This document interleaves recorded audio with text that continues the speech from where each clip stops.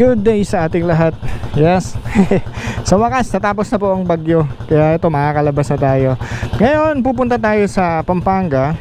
Meron kasing isa sa mga subscriber natin, first time na may nag-imbita sa atin sa na subscriber or basta first time na may nag-imbita sa atin na yun nga, i-vlog daw natin yung yung lugar nila, yung resort na So, pupunta natin siya ngayon. Sana makahabol tayo doon ng actually hapon naman para at least makita natin yung medyo maganda-ganda yung mga light effects saka mga kung ano-ano pa doon. Pero bago tayo pumunta doon, dadaan muna tayo sa Binalonan para kunin natin yung sticker nating pinagawa. Nagpagawa na rin po pala ako ng nagpagawa na rin po kasi ako ng logo natin na medyo mas maayos-ayos at ito yon.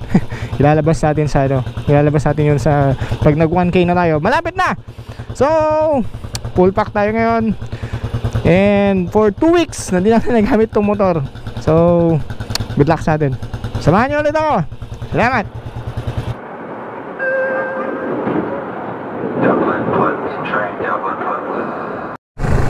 Nakakuha na nga natin yung sticker.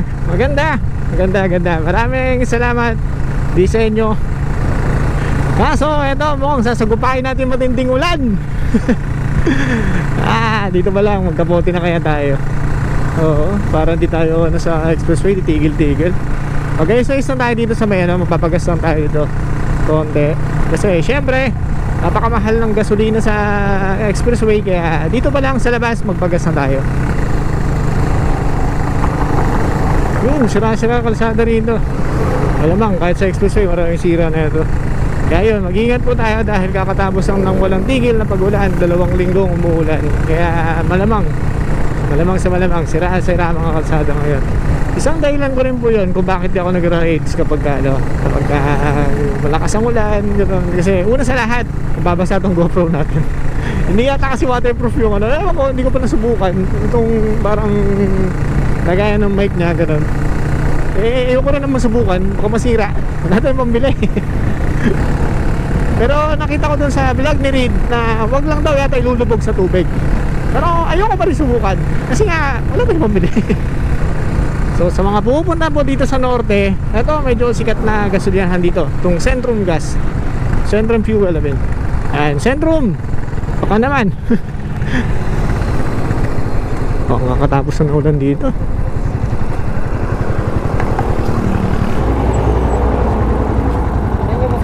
Mura, premium?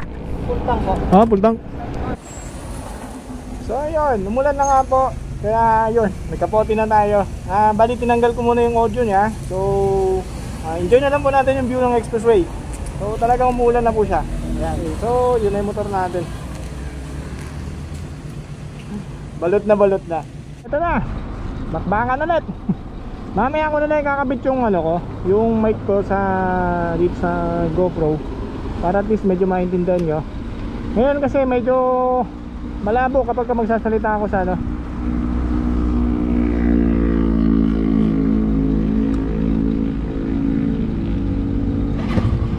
tara, sabay na natin yung Ninja Nax. Ganda ng mga motor ng mga to. Let's go.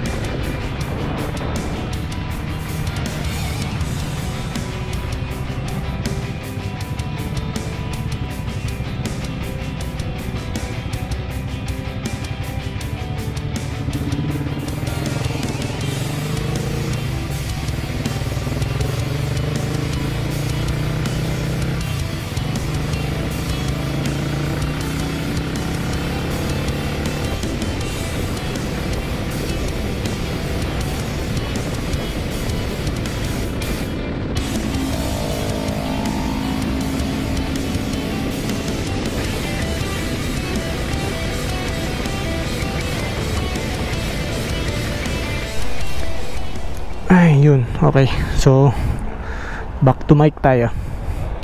Okay na ulit. Mukhang hindi naman namulan sa pupunta natin, so kinabit na lang ulit natin yung mic. So ano pang aba, basang-basa tayo ng pawis at hindi ng ulan. Okay, so let's go again. Okay, so patigil-tigil tayo. Gawa nga na itong ulan. Ulan dito, tapos doon hindi, tapos ulan na naman sa kabila.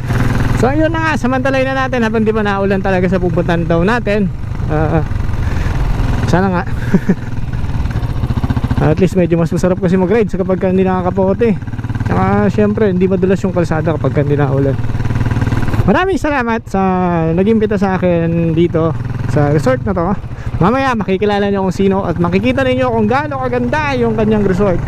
Kasi minsan sa totoo lang, mas gusto ko yung mga ganong lugar kung hindi rin lang yung tipong talagang tropical yung dating. Kasi at least kahit pa paano kapag gano'n, private na private inyong-inyo kumbaga yung lugar. Ayun pa lang, gusto ko lang pasalamat kay sir. Gawa nung siya ang pinakaunang talagang nag-imbita sa akin na yun nga, na-vlog ko nga daw yung lugar nila. Di ba, kalahin mo, may tiwala na sa atin. Samantalang wala pa tayong 1,000 subscriber. So, salamat! Yun lang, maraming salamat. Just enjoy the ride! Yee!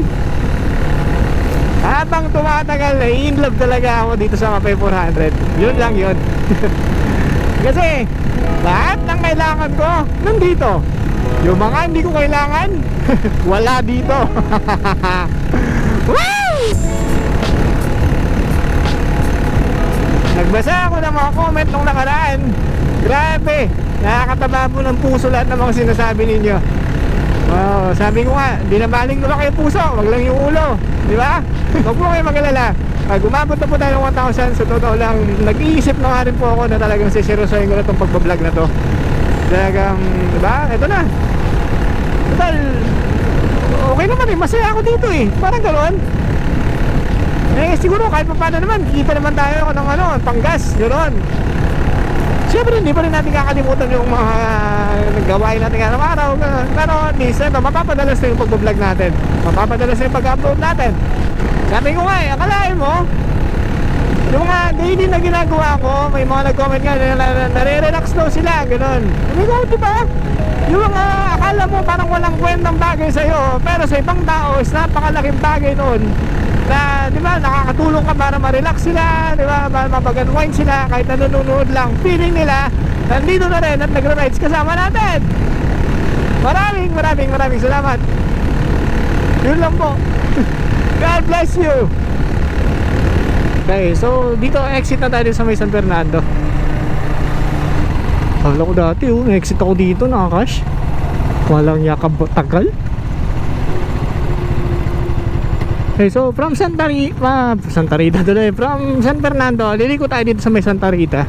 Bali ang landmark natin dito ay itong Diosdado Macapagal Medical Center. And then diretso na lang to. Sabi sa Waze. Akala mo taga dito no? Hello mga Kapampangan. Alam mo, parang excited ako pumunta rito. Sa totoo lang, sa pagkain sigurado 100% yan. Basta Kapampangan, masarap magluto yan. Ewan ko, mga simpleng lang ba, mga simpleng lutuin lang. Ewan ko, parang lagi sila may betched sa pag sila nagtimpla. Parang lahat masarap. Kahit yata piniritong itlog lang, lalasang lechon parang gano'n. Yun ang yun ang katangian ng mga Kapampangan, promise. Sarap silang magluto. Right, so malapit na tayo ata Saan ba yung banda? Kung itigil ko, manisil ng cellphone ko, gawa nung wala pa akong cellphone holder na maayos. Kaya yun, okay lang yan. Tsaka isa pa, naulan-ulan din lang naman sa mga dinadaanan ko kanina. Talagang kahit may cellphone holder ka, wala, mababasa rin ng cellphone mo.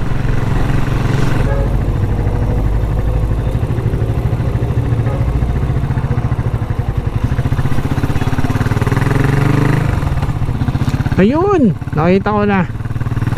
Ito na nga yun. Ang ganda nga ng lugar. Wala siyang kapitbahay. O diba? Puro bukid lang, tsaka ano to, fish pond ba to? Oo. So i-chat natin kung nandito si sir. So yun, dito na nga tayo sa Casa Bicuran Resort. Medyo liblib yung lugar, maganda. O kasi liblib eh. Ayun, at least ano, di ba, wala kayo may istorbo, ganun. Kung gusto niyo talaga ng ano, medyo private na party or ano, medyo private na party or kahit na anong gathering lang, gusto niyo mag-unwind, medyo malapit lang para sa inyo, like sa Pampanga lang kayo o kahit nga sa Metro Manila eh. Kung hindi mo naman masyadong feel mag-beach or ano, kasi nga minsan pagka beach, depende yan sa weather, di ba? So minsan kapag gusto mo lang talagang magsulo, ganun, sulo sa mga pamilya mo o lo, yun, pwede po rito. Yan, so tawagan natin si sir, tapos pasukin na natin to, okay? So nandito nga si sir, may-ari, and then ayos, cool na cool dito, promise. So hindi kayo magsisisi pagpunta nyo rito, kasi simple lang yung lugar, pero ewan ko, sabi nga, hindi mo makukuha yung 5-star na amenities dito. Oo. Pero, yung service tsaka yung pakikisama ng mga tao rito, yun na yun. Yun yung babayaran mo dito. And check out yung, ano, yung lugar mismo.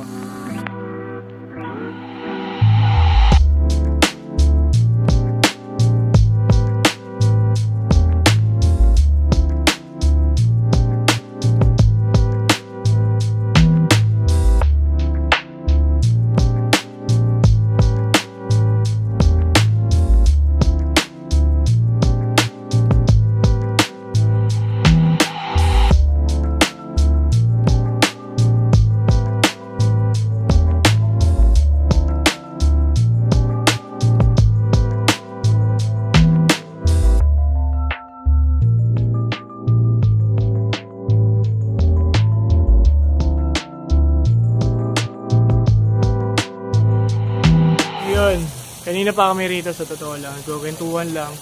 Sarap makipagkwentuhan kay sir, may-ari na ito. Kasi nagtatrabaho din kasi siya dati sa cruise. So cruise ship din siya dati, kaya halos parehas kami ng, ano, ng mga trabaho pinanggaligan. Kasi sa hospitality kami parehas. Kasi ako dati hotel din ako. So yun, gusto ko po mapasalamat sa inyo muna. Unahin ko na syempre sa lahat ng mga nag-subscribe sa akin, sa lahat ng mga naniniwala sa akin. Maraming salamat. Konting-konti na lang po, mag 1,000 na tayo. And of course dito sa Casa Bicuran, kasi nga sa totoo lang, siya lang kasi unang nagtiwala sa akin talaga, nag-imbita na naniwala sa kakayahan natin para yun nga, para i-vlog yung lugar niya. Kasi I mean, sino ba naman tayo, di ba? Wala pa tayong 1,000, wala pa tayong ano para magtiwala agad yung tao.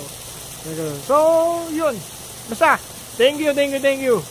Sana patuloy nyo pa rin ako suportahan magmula sa umpisa hanggang sa dulo-dulo ng pupunta natin, kumbaga. Samahan nyo pa rin po ako. Maraming salamat. God bless us all. Thank you. Ciao. Pauwi na lang. Ganda rito. Pero mga kawayan, no?